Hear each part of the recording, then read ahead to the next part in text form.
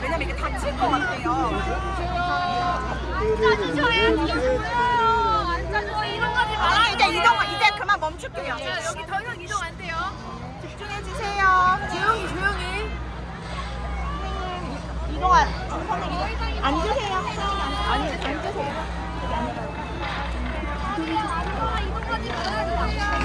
자, 여기 차놓죠? 지금부터 2024 강남 8일 대통령 윤석열 탄핵 사건에 대한 선고를 시작하겠습니다.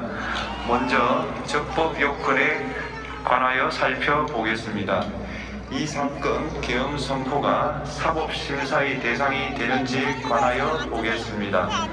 고위공직자의 헌법 및 법률 위반으로부터 헌법 질서를 수호하고자 하는 탄핵 심판의 취지를 고려하면 이 사건 계엄 선포가 고도의 정치적 결단을 요하는 행위라 하더라도 그 헌법 및 법률 위반 여부를 심사할 수 있습니다. 국회 법사의 조사 없이 이 사건 탄핵소추안을 의결한 점에 대하여 보겠습니다. 헌법은 국회의 소추 절차를 입법에 맡기고 있고 국회법은 법사위 조사 여부를 국회의 재량으로 규정하고 있습니다. 따라서 법사위의 조사가 없었다고 하여 탄핵소추 의결이 부적법하다고 볼 수 없습니다. 이 사건 탄핵소추의 의결이 일사부재의 원칙에 위반되는지 여부에 대해서 보겠습니다. 국회법은 부결된 안건을 같은 회기 중에 다시 발의할 수 없도록 규정하고 있습니다. 피청구인에 대한 1차 탄핵소추안이 제418회 정기회 회기에 투표 불성립되었지만 이 사건 탄핵소추안은 제419회 임시회 회기 중에 발의되었으므로 일사부재의 원칙에 위반되지 않습니다. 한편 이에 대해서는 다른 회기에도 탄핵소추안의 발의 횟수를 제한하는 입법이 필요하다는 재판관 정형식의 보충 의견이 있습니다.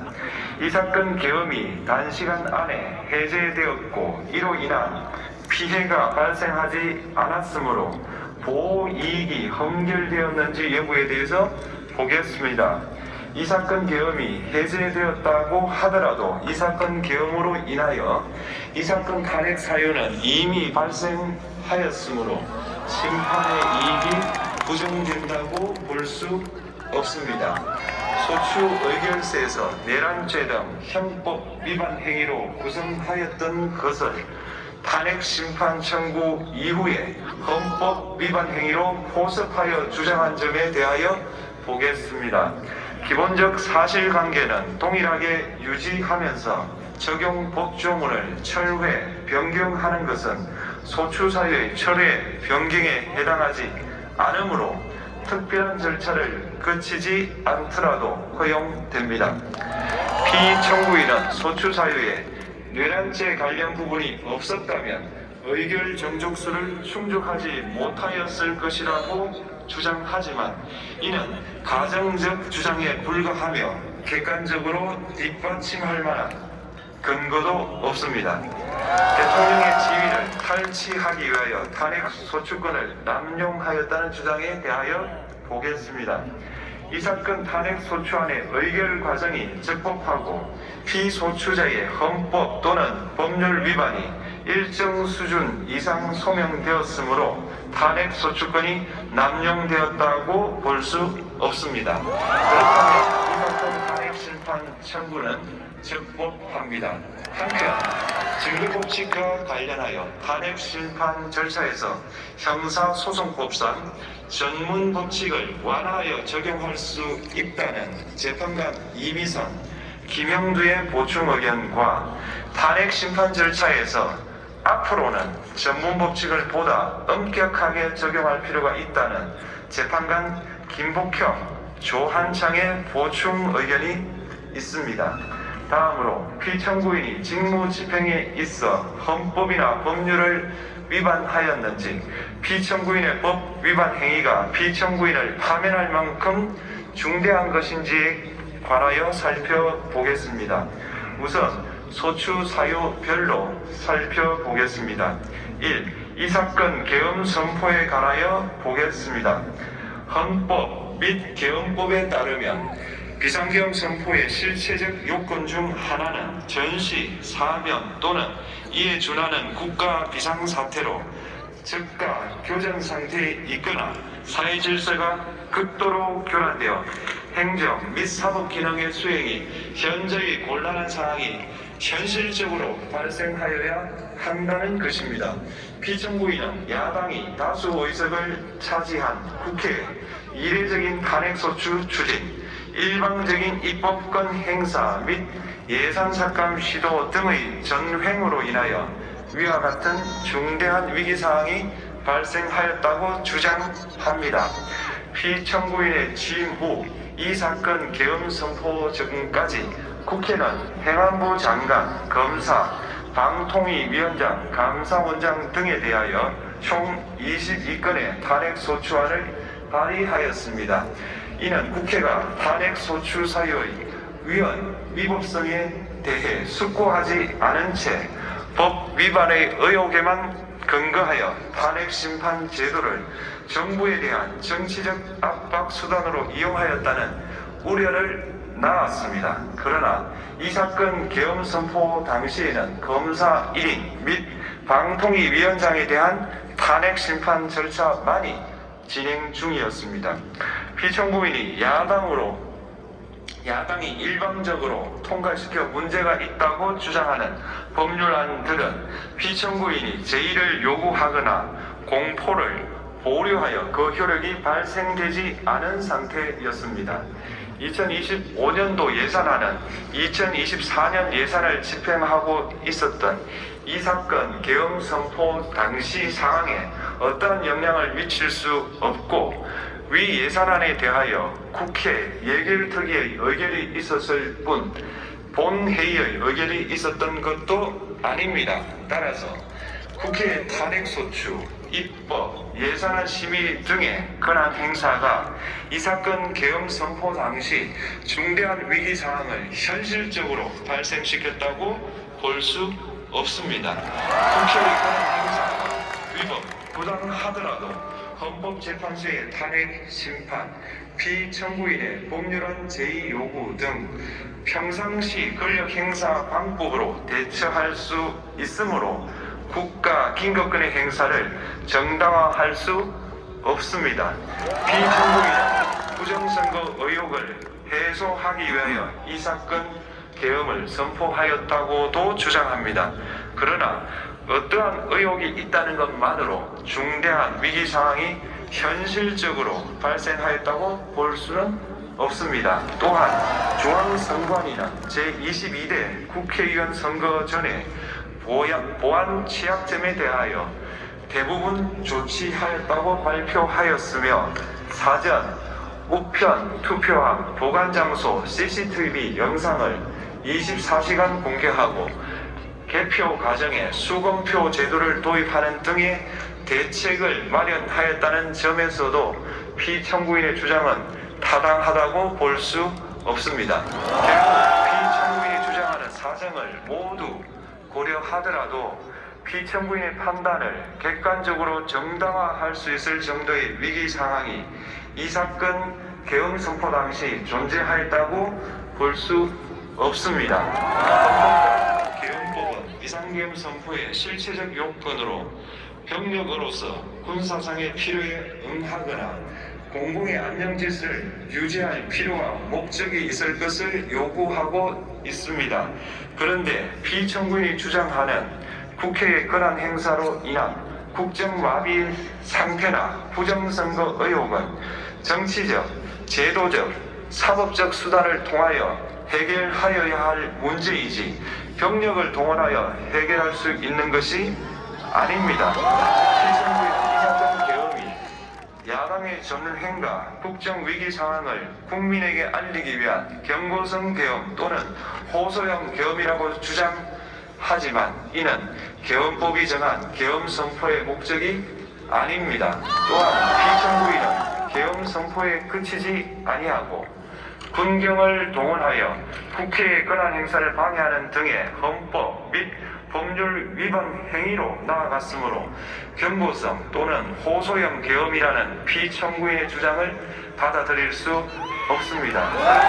이 사건 계엄 선포는 비상계엄 선포의 실체적 요건을 위반한 것입니다. 다음으로 이 사건 계엄 선포가 절차적 요건을 준수하였는지에 관하여 보겠습니다. 계엄 선포 및 계엄 사령관 임명은 국무회의의 심의를 거쳐야 합니다. 피청구인이 이 사건 계엄을 선포하기 직전에 국무총리 및 9명의 국무위원에게 계엄 선포의 취지를 간략히 설명한 사실은 인정됩니다. 그러나 피청구인은 계엄사령관 등 이 사건 계엄의 구체적인 내용을 설명하지 않았고 다른 구성원들에게 의견을 진술할 기회를 부여하지 않은 점을 고려하면 이 사건 계엄 선포에 관한 심의가 이루어졌다고 보기도 어렵습니다. 그 외에도 피청구인은 국무총리와 관계 국무위원이 비상계엄 선포문에 부서하지 않았음에도 이 사건 계엄을 선포하였고 그 시행 일시, 시행 지역 및 계엄사령관을 공고하지 않았으며 지체 없이 국회에 통보하지도 않았으므로 헌법 및 계엄법이 정한 비상계엄 선포의 절차적 요건을 위반하였습니다. 국회에 대한 군경 투입에 관하여 보겠습니다. 피청구인은 국방부 장관에게 국회에 군대를 투입할 것을 지시하였습니다. 이에 군인들은 헬기 등을 이용하여 국회 경내로 진입하였고 일부는 유리창을 깨고 공간 내부로 들어가기도 하였습니다. 피청구인은 육군 특수전 사령관 등에게 의결 정족수가 채워지지 않은 것 같으니 문을 부수고 들어가서 안에 있는 인원들을 끄집어내라 는 등의 지시를 하였습니다. 또한 피청구인은 경찰청장에게 계엄사령관을 통하여 이 사건 포고령의 내용을 알려주고 직접 6차례 전화를 하기도 하였습니다. 이에 경찰청장은 국회 출입을 전면 차단하도록 하였습니다. 이로 인하여 국회로 모이고 있던 국회의원들 중 일부는 담장을 넘어가야 했거나 아예 들어가지 못하였습니다. 한편 국방부 장관은 필요시 체포할 목적으로 국군 방첩사령관에게 국회의장, 각 정당 대표 등 14명의 위치를 확인하라고 지시하였습니다. 피청구인은 국가정보원 1차장에게 전화하여 국군 방첩사령부를 지원하라고 하였고 국군 방첩사령관은 국가정보원 1차장에게 위 사람들에 대한 위치 확인을 요청하였습니다. 이와 같이 피청구인은 군경을 투입하여 국회의원의 국회 출입을 통제하는 한편 이들을 끌어내라고 지시함으로써 국회의 권한 행사를 방해하였으므로 국회에 계엄 해제 요구권을 부여한 헌법조항을 위반하였고 국회의원의 심의 표결권, 불체포 특권을 침해하였습니다. 또한 각 정당의 대표 등에 대한 위치 확인 시도에 관여함으로써 정당 활동의 자유를 침해하였습니다. 피청구인은 국회의 권한 행사를 막는 등 정치적 목적으로 병력을 투입함으로써 국가안전보장과 국토방위를 사명으로 하여 나라를 위해 봉사하여 온 군인들이 일반 시민들과 대치하도록 만들었습니다. 이에 피청구인은 국군의 정치적 중립성을 침해하고 헌법에 따른 국군 통수 의무를 위반하였습니다. 3. 이 사건 포고령 발령에 관하여 보겠습니다. 피청구인은 이 사건 포고령을 통하여 국회, 지방의회, 정당의 활동을 금지함으로써 국회에 계엄 해제 요구권을 부여한 헌법조항, 정당 제도를 규정한 헌법조항, 대의민주주의 권력분리 원칙을 위반하였습니다. 비상계엄 하에서 기본권을 제한하기 위한 요건을 정한 헌법 및 계엄법 조항, 영장주의를 위반하여 국민의 정치적 기본권, 단체 행동권, 직업의 자유, 를 침해하였습니다. 4. 중앙선관위에 대한 압수수색에 관하여 보겠습니다. 피청구인은 국방부 장관에게 병력을 동원하여 선관위의 전산 시스템을 점검하라고 지시하였습니다. 이에 따라 중앙선관위 청사에 투입된 병력은 출입 통제를 하면서 당직자들의 휴대전화를 압수하고 전산 시스템을 촬영하였습니다. 이는 선관위에 대하여 영장 없이 압수수색을 하도록 하여 영장주의를 위반한 것이자 선관위의 독립성을 침해한 것입니다. 5. 법조인에 대한 위치 확인 시도에 관하여 보겠습니다. 앞서 말씀드린 바와 같이 피청구인은 필요시 체포할 목적으로 행해진 위치 확인 시도에 관여하였는데 그 대상에는 퇴임한 지 얼마 되지 않은 전 대법원장 및 전 대법관도 포함되어 있었습니다. 이는 현직 법관들로 하여금 언제든지 행정부에 의한 체포 대상이 될 수 있다는 압력을 받게 하므로 사법권의 독립을 침해한 것입니다. 지금까지 살펴본 피청구인의 법 위반 행위가 피청구인을 파면할 만큼 중대한 것인지 관하여 보겠습니다. 피청구인은 국회와의 대립상을 타개할 목적으로 이 사건 계엄을 선포한 후 군경을 투입시켜 국회의 헌법상 권한 행사를 방해함으로써 국민 주권주의 및 민주주의를 부정하고 병력을 투입시켜 중앙선관위를 압수수색하도록 하는 등 헌법이 정한 통치구조를 무시하였으며 이 사건 포고령을 발령함으로써 국민의 기본권을 광범위하게 침해하였습니다. 이는 이러한 행위는 법치국가 원리와 민주국가 원리의 기본 원칙들을 위반한 것으로 그 자체로 헌법 질서를 침해하고 민주공화정의 안정성에 심각한 위해를 끼쳤습니다.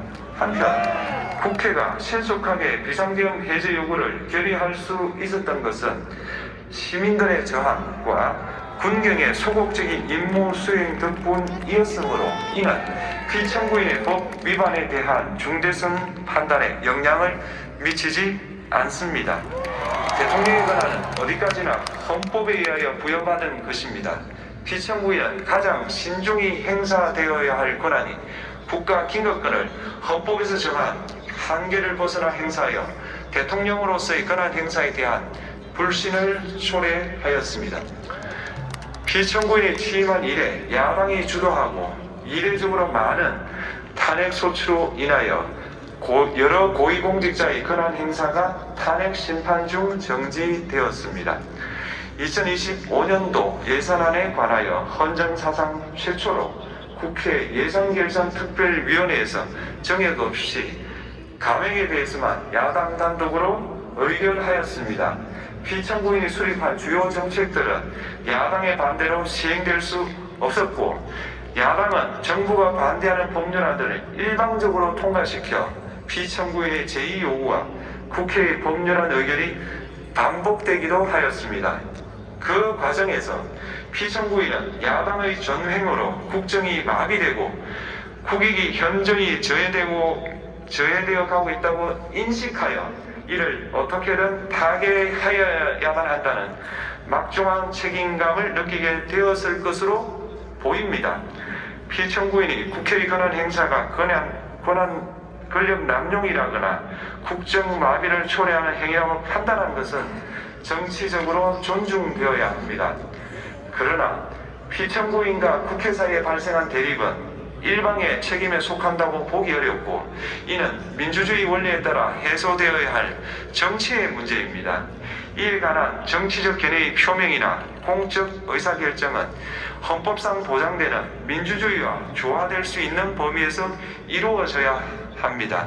국회는 소수 의견을 존중하고 정부와의 관계에서 관용 그리고 자제를 전제로 대화와 타협을 통하여 결론을 도출하도록 노력하였어야 합니다. 피청구인 역시 국회의 대표인 국회를 협치의 대상으로 존중하였어야 합니다. 그럼에도 불구하고 피청구인은 국회를 배제의 대상으로 삼았는데 이는 민주정치의 전제를 허무는 것으로 민주주의와 조화된다고 보기 어렵습니다. 피청구인은 국회의 권한 행사가 다수의 횡포라고 판단했다 하더라도 헌법이 예정한 자구책을 통해 견제와 균형이 실현될 수 있도록 하였어야 합니다. 피청구인은 취임한 때로부터 약 2년 후에 치러진 국회의원 선거에서 피청구인이 국정을 주도하도록 국민을 설득할 기회가 있었습니다. 그 결과가 피청구인의 의도에 부합하지 않더라도 야당을 지지한 국민의 의사를 배제하려는 시도를 하여서는 안 되었습니다. 그럼에도 불구하고 피청구인은 헌법과 법률을 위반하여 이 사건 계엄을 선포함으로써 국가 긴급권 남용의 역사를 재현하여 국민을 충격에 빠뜨리고 사회, 경제, 정치, 외교 전반 전 분야의 혼란을 야기하였습니다. 국민 모두의 대통령으로서 자신을 지지하는 국민을 초월하여 사회 공동체를 통합시켜야 할 책무를 위반하였습니다. 국경을 동원하여 국회 등 헌법기관의 권한을 훼손하고 국민의 기본적 인권을 침해함으로써 헌법소의 책무를 저버리고 민주공화국의 주권자인 대한국민의 신임을 중대하게 배반하였습니다. 결국 피청구인의 위법 행위는 국민의 신임을 배반한 것으로 헌법소의 관점에서 용납될 수 없는 중대한 법 위반 행위에 해당합니다. 피청구인의 법 위반 행위가 헌법 질서에 미친 부정적 영향과 파급 효과가 중대하므로 피청구인을 파면함으로써 얻는 헌법소의 이익이 대통령 파면에 따르는 국가적 손실을 압도할 정도로 크다고 인정됩니다. 이에 재판관 전원의 일치된 의견으로 탄핵 사건이므로 선고 시각을 확인하겠습니다. 지금 시각은 오전 11시 22분입니다. 주문 피청구인 대통령 윤석열을 파면한다.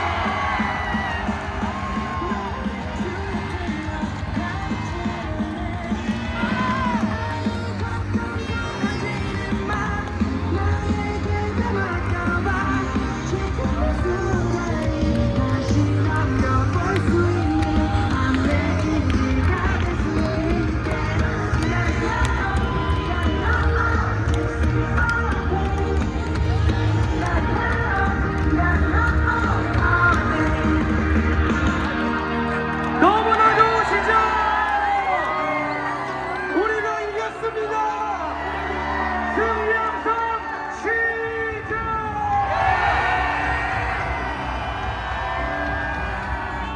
이제 파도가 우리는 새로운 시대로 나아갈 것입니다. 모두 주권자 시민의 힘으로 만들었습니다.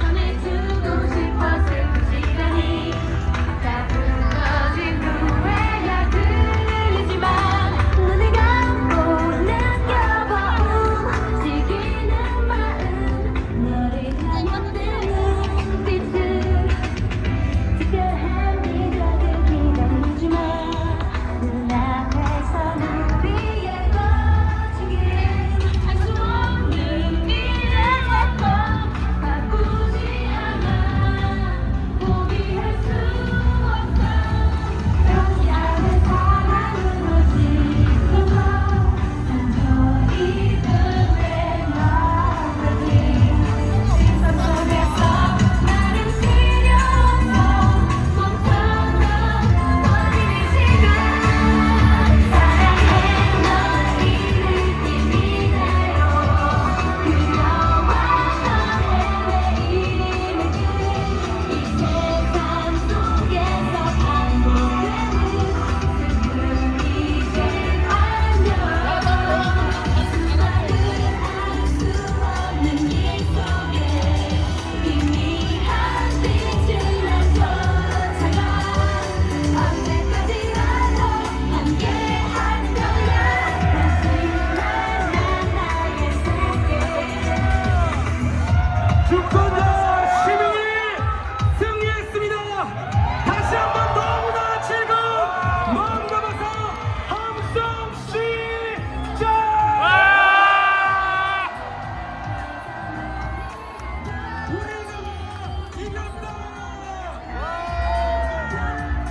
우리가 이겼다! 민주주의가 승리했다! 주권자가 승리했다!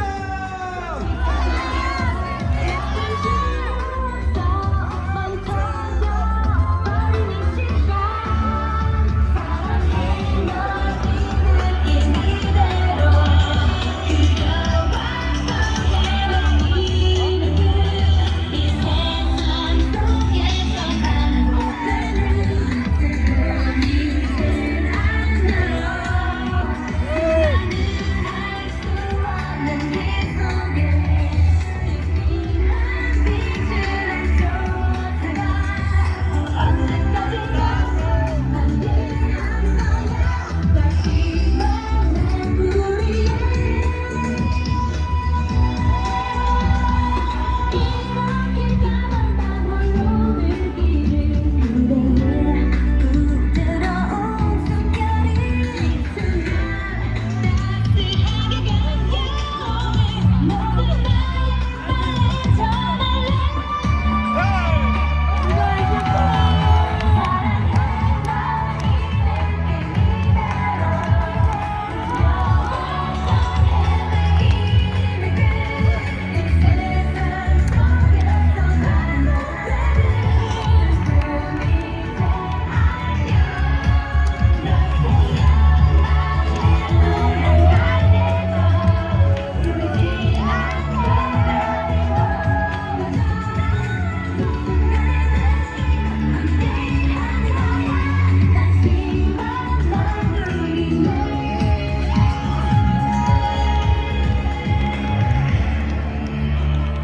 이제 새로운 세상, 다시 건너는 세상으로 달려갑시다.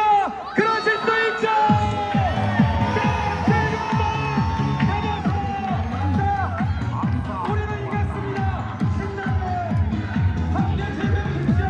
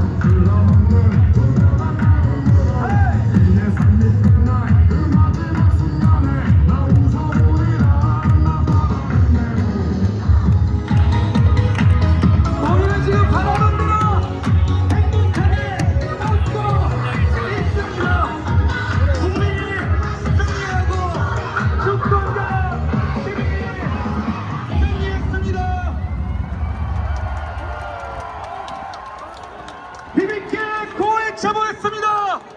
내란숙의 파면 주권자 시민이 승리했다.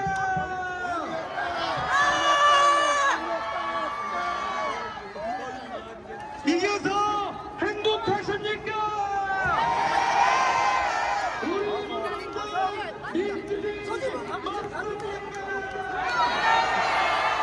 좋은 이만 가득 담아 다시 한번 하드션 시작! 우리가 이겼다! 우리가 이겼다! 네, 기분이 좋으시니까 그대로 서 계셔도 좋습니다. 우리가 맞이하고 있는 이 봄 저절로 오지 않았습니다. 정말 많은 분들의 노력과 아픔이 있었습니다. 윤석열 정권에서 수많은 사람들이 고통받고 힘들어했습니다. 그 중에서도 가장 앞에서 싸우시고 가장 어려움을 겪으셨습니다. 이태원 참사 유가족협의회 운영위원장 이정길 위원장님을 박수로 모시겠습니다.